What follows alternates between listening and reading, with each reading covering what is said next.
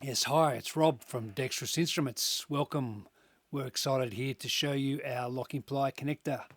Here we're joining a set of locking pliers with a Noga indicator arm to get a highly dexterous work holding solution. You can very accurately place your workpiece within the envelope very accurately and have it stay there with a very stiff joint. It's a very free-form jig system, so if you need free-form placement of your workpiece, this is an ideal solution.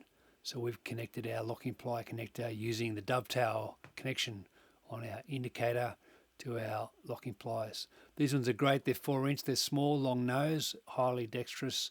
You can also get very precise control for clamping with these locking pliers.